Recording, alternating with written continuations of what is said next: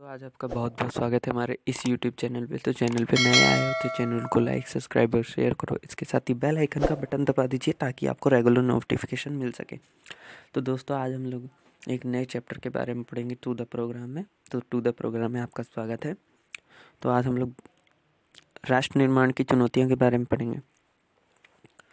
14-15 अगस्त सन 1947 की मध्य रात्रि को हिंदुस्तान आज़ाद हुआ। संविधान सभा के विशेष सत्र के प्रथम प्रधानमंत्री जवाहरलाल नेहरू ने भाग्यवधु से चिर प्रतीक्षित भेंट या हिस्ट्री विद डेस्टिनी के नाम से भाषण दिया। आज़ादी की लड़ाई के समय दो बातों पर सबकी सहमति थी। आज़ादी के बाद देश का शासन लोकतांत्रिक पद्धति से चलाया जाएगा। सरकार समाज के सभी वर्गों के लिए कार्य करेगी। नए राष्ट्र की चुनौतियां। मुख्य तौर पर भारत के सामने 3 तरह की चुनौतियां थी। एकता एवं अखंडता की चुनौती। भारत अपने आकार और विविधता में किसी महादेश के बराबर था। यहाँ विभिन्न भाषा, संस्कृति और धर्मों के अनुयायी रहते थे। इन सभी को एकजुट करने की चुनौती थी।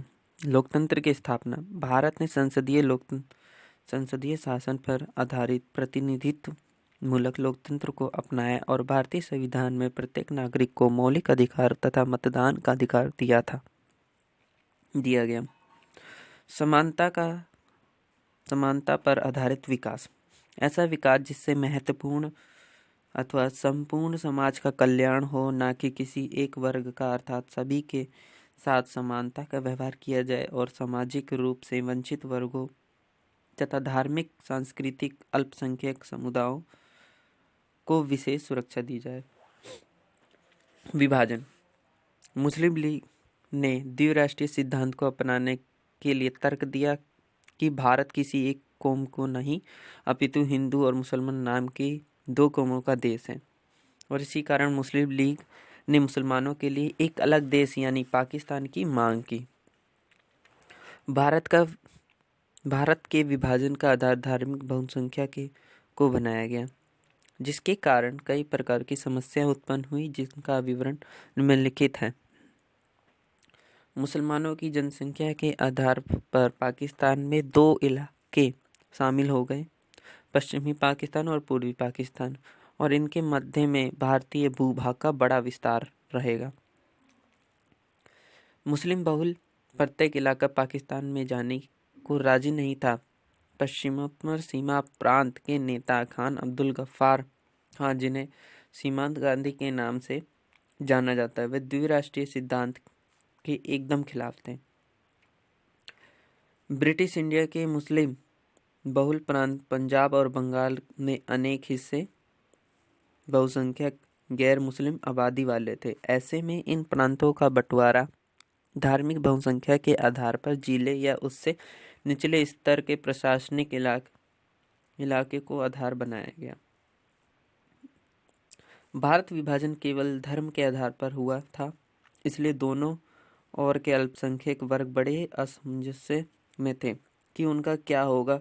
वे कल से पाकिस्तान के नागरिक होंगे या भारत के। विभाजन की समस्या।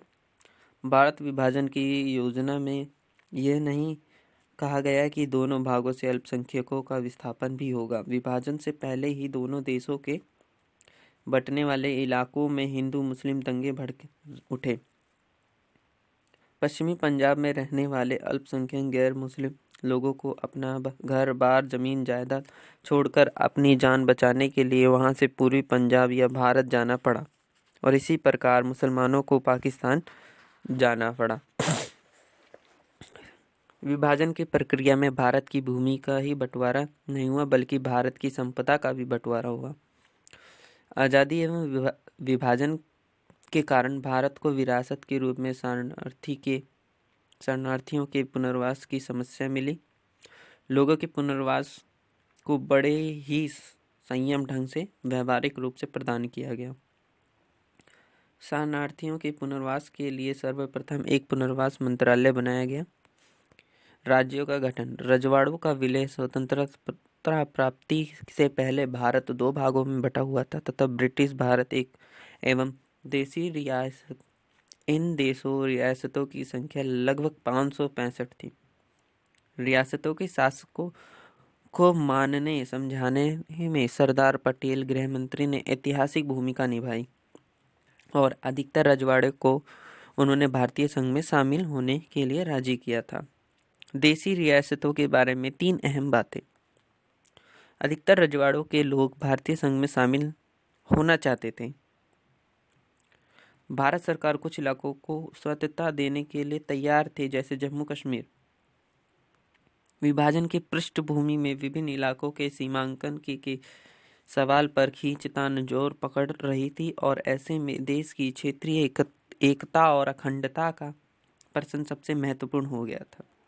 अधिकतर रजवाड़ों के शासकों ने भारतीय संघ में अपने विलय के एक सहमति पत्र पर हस्ताक्षर कर दिए थे। इस सहमति पत्र को इंस्ट्रूमेंट ऑफ एक्सेंस कहा जाता है। जूनागढ़, हैदराबाद, कश्मीर और मणिपुर की रियासतों का विलय बाकी रियासतों की तुलना में थोड़ा कठिन साबित हुआ। हैदराबाद का विलय। हैदराबाद के शासक को निजाम कहा जाता है। उन्होंने भारत सरकार के साथ नवंबर 1947 में 1 साल के लिए यथास्थिति बहाल रहने का समझौता किया। कम्युनिस्ट पार्टी और हैदराबाद कांग्रेस के नेतृत्व में किसानों और महिलाओं ने निजाम के खिलाफ आंदोलन शुरू किया। इस आंदोलन को कुचलने के लिए निजाम ने एक अर्ध सैनिक बल रजाकार को लगाया। इसके जवाब में भारत सरकार ने सितंबर 1948 को सैनिक कार्यवाही के द्वारा निजाम को आत्मसमर्पण करने के लिए मजबूर किया। इस प्रकार हैदराबाद रियासत का भारतीय संघ में विलय हुआ। मणिपुर रियासत का विलय। मणिपुर की आंतरिक स्वायत्तता बनी रहे, इसके लिए महाराजा बोधचंद सिंह व भारत सरकार के बीच विलय के सहमति पत्र पर हस्ताक्षर हुए। जनता के दबाव में निर्वाचन करवाया गया। इस निर्वाचन के फलस्वरूप संवैधानिक राजतंत्र कायम हुआ। मणिपुर भारत का पहला भाग है जहां सर्वाधिक अथवा सार्वभौमिक वैश्व मताधिकार के सिद्धांत को अपनाकर जून 1948 में चुनाव किया गया। राज्यों का पुनर्गठन। औपनिवेशिक शासन के समय प्रांतों का गठन प्रशासनिक सुविधा के अनुसार किया गया था, लेकिन स्वतंत्र भारत में भाषाई और संस्कृति बहुलता के आधार पर राज्य के गठन की मांग हुई। भाषा के आधार पर प्रांतों के गठन का राजनीतिक मुद्दा कांग्रेस के नागपुर अधिवेशन में 1920 में पहली बार शामिल किया गया था। तेलुगु भाषी लोगों ने मांग की कि मद्रास प्रांत के तेलुगु भाषी इलाके को अलग करके एक नया राज्य अथवा आंध्र प्रदेश बनाया जाए।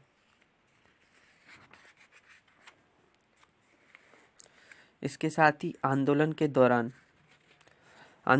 दौरान एक वरिष्ठ नेता पोट्टू श्रीरामुलु की लगभग 56 दिनों की भूख हड़ताल के बाद मृत्यु हो गई। इसके कारण सरकार को दिसंबर 1992 में आंध्र प्रदेश नाम से अलग राज्य बनाने की घोषणा की गई।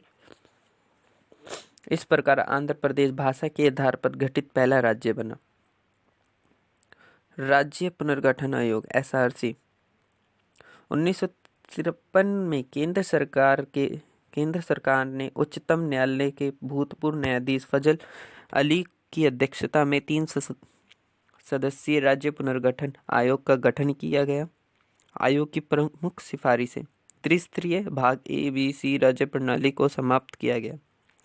केवल 3 केंद्र शासित क्षेत्रों अंडमान और निकोबार, दिल्ली, मणिपुर को छोड़कर बाकी के केंद्र शासित क्षेत्रों को उनकी नज़दीकी राज्यों में मिला दिया गया। राज्य की सीमा का निर्धारण वहां पर बोली जाने वाली भाषा होनी चाहिए। इस आयोग ने अपनी रिपोर्ट 1955 में प्रस्तुत की तथा इसके आधार पर राज्य संसद में राज्य पुनर्गठन अधिनियम 1956 पर पारित किया गया और देश को 14 राज्य एवं 6 संघ शासित क्षेत्रों में बांटा गया। बम्बई, महाराष्ट्र, गुजरात 1960 में, असम, नागालैंड 1963, भारत, पंजाब, हरियाणा, हिमाचल प्रदेश, पंजाब 1966, असम, मेघालय, मणिपुर, त्रिपुरा 1972, असम, मिजोरम, अरुणाचल प्रदेश 1987, उत्तर प्रदेश, उत्तराखंड, बिहार, झारखंड, मध्य प्रदेश, छत्तीसगढ़ 2000 में। आंध्र प्रदेश, तेलंगाना 2014, गोवा 1987, सिक्किम 1975। संघ शासित क्षेत्र जो बाद में राज्य बने, मिजोरम, मणिपुर, त्रिपुरा और गोवा आदि। तो दोस्तों, ये टू द प्रोग्राम में आज ये बहुत ही इंपॉर्टेंट चैप्टर था। तो चैनल पे नया है तो चैनल को लाइक, सब्सक्राइब और शेयर करो, साथ ही बेल आइकन का बटन दबा दीजिए ताकि आपको रेगुलर नोटिफिकेशन मिल सके। तब तक के लिए धन्यवाद। हम नेक्स्ट वीडियो में मिलेंगे एक नए टू द प्रोग्राम में। तब तक के लिए जय हिंद, जय भारत।